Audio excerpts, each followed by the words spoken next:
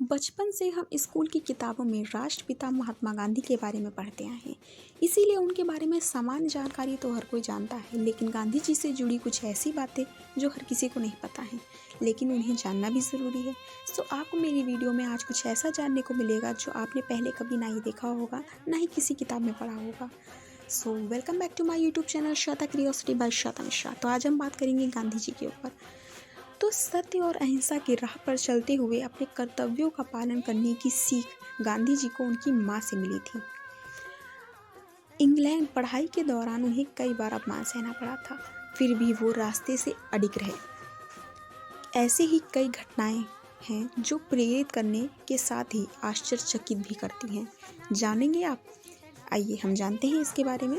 तो सबसे पहले तो हम बात कर लेते हैं कि गांधी को महात्मा के नाम से सबसे पहले किसने पुकारा एंड सबसे पहले इन्हें कैसे कहा गया महात्मा गांधी, क्योंकि इनका नाम तो पूरा मोहनदास करमचंद गांधी था। तो गांधी जी को महात्मा गांधी नाम से पहले 1950 में राज्य वैद्य जीवराम कालिदास ने संबोधित किया था। एक अन्य मत के अनुसार स्वामी श्रद्धानंद ने 1915 में महात्मा गांधी की उपाधि दी थी। तीसरा मत ये है कि गुरु रविंद्रनाथ टैगोर ने महात्मा की उपाधि प्रदान की थी 12 अप्रैल 1919 को अपने एक लेख में। उसके बाद हम सबसे पहले ये जानना चाहेंगे कि गांधी जी भारत कब आए थे। तो गांधी जी भारत सबसे पहले प्रवासी वकील के रूप में दक्षिण अफ्रीका में भारतीय समुदाय के लोगों को नागरिकों अधिकारों के लिए संघर्ष हेतु सत्याग्रह करना आरंभ किया था। 1950 में उनकी भारत में वापसी हुई थी। तो इनका सबसे पहला युद्ध या यूं कह सत्याग्रह कौन था? तो गांधी जी का सबसे पहला सत्याग्रह था। गांधी जी के नेतृत्व में बिहार के चंपारण जिले में सन 1917 में एक सत्य हुआ था। इसे चंपारण सत्याग्रह भी कहते हैं। गांधी जी के नेतृत्व में भारत में किया गया यह पहला सत्याग्रह था। चंपारण आंदोलन में भारत का पहला नागरिक अवज्ञा आंदोलन था, जो बिहार के चंपारण जिले में महात्मा गांधी की अगुवाई में 1970 को शुरू हुआ था। इस आंदोलन के माध्यम से गांधी ने लोगों में जन्मे विरोध को सत्याग्रह के माध्यम से लागू करने का पहला प्रयास किया था, जो ब्रिटिश हुकूमत के खिलाफ आम जनता के अहिंसक प्रतिरोध पर आधारित था। एंड उसके बाद हम बात करेंगे कि गांधी जी का जन्म कहाँ हुआ था और कैसे हुआ था और कब हुआ था। राष्ट्रपिता महात्मा गांधी का जन्म गुजरात के पोरबंदर में 2 अक्टूबर 1869 को हुआ था। इनके पिता का नाम करमचंद गांधी और माता का नाम पुतलीबाई था। ब्रिटिश हुकूमत में इनके पिता पोरबंदर के राजकोट के दीवान थे। महात्मा गांधी का असली नाम मोहनदास करमचंद गांधी था और यह अपने 3 भाइयों से सबसे छोटे थे। गांधी जी का सीधा सरल जीवन था। इनकी माँ की प्रेरित से बना हुआ था। गांधी जी का पालन पोषण वैष्णव मत को मानने वाले परिवार में हुआ था और उनके जीवन पर भारतीय जैन धर्म का गहरा प्रभाव था, जिसके कारण वह सत्य और अहिंसा में अटूट विश्वास करते थे। आजीवन उनका अनुसरण भी करते रहे। और उसके बाद हम बात कर लेते हैं कि इनका विवाह कब हुआ था और कैसे हुआ था एंड किससे हुआ था। बेसिकली सबको पता होगा, बट कुछ ऐसी जानकारी जो नहीं पता होगी। गांधी जी का विवाह 1883 में मात्र 13 वर्ष की आयु में कस्तूरबा जी से हुआ था। लोग उन्हें प्यार से बा कहकर भी पुकारते थे। कस्तूरबा जी के पिता एक धनी व्यवसायी थे। शादी से पहले तक कस्तूरबा पढ़ना लिखना नहीं जानती थी। गांधी जी ने उन्हें लिखना पढ़ना सिखाया। एक आदर्श पत्नी की तरह बा ने गांधी जी का हर एक कदम पर साथ दिया।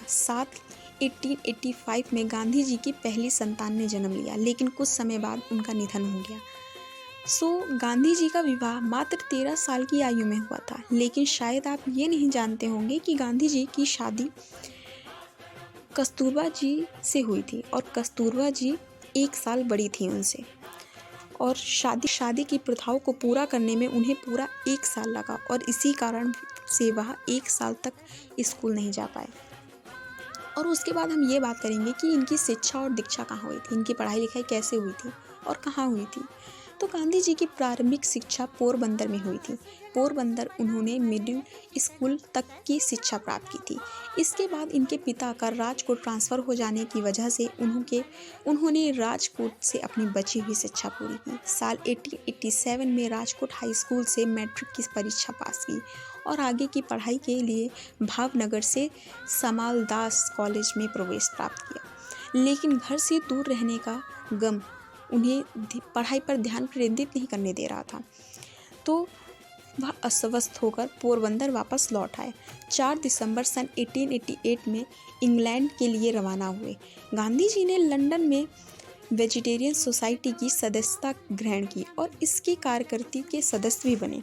गांधी जी ने लंदन वेजिटेरियन सोसाइटी के सम्मेलनों में भाग भी लेने लगे और पत्रिका में लेख भी लिखने लगे। यह 3 साल में 1888 से 1889 तक रहकर अपनी बैरिस्ट्री की पूरी पढ़ाई उन्होंने पूरी की और 1891 में वापस भारत आ गए। एंड उसके बाद हम कुछ ऐसी बातें करेंगे जो बहुत इंटरेस्टिंग होने वाली हैं आपके लिए।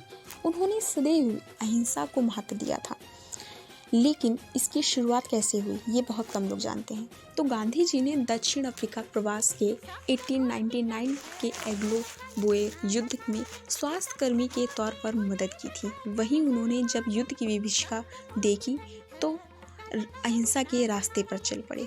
अहिंसा की बात निकली है तो हम आपको ये भी बता देंगे कि शांति का नोबेल पुरस्कार गांधी जी को अभी तक कभी नहीं मिला। जी हाँ, हालांकि उन्हें कुल 5 बार नॉमिनेट ज़रूर किया गया है, बट पुरस्कार अभी तक हासिल नहीं हो पाया उनको। और महात्मा गांधी ने जिस देश से भारत को आज़ादी दिलाने के लिए उन्होंने लड़ाई लड़ी थी, उसी ने उन्हें सम्मान में टिकट जारी किया, डाक टिकट जारी किया। जी हाँ, हम बात कर रहे हैं ब्रिटेन की। ब्रिटेन ने उनके निधन के 21 साल बाद उनके नाम से टिकट जारी किया। गांधी जी ने साउथ अफ्रीका के डरबन, प्रिटोरिया और जोहान्सबर्ग में कुल 3 फुटबॉल क्लब स्थापित करने में मदद की थी। भारत में छोटी सड़कों को अगर छोड़ दिया जाए तो देश में कुल 53 बड़ी सड़कें महात्मा गांधी के नाम पर हैं।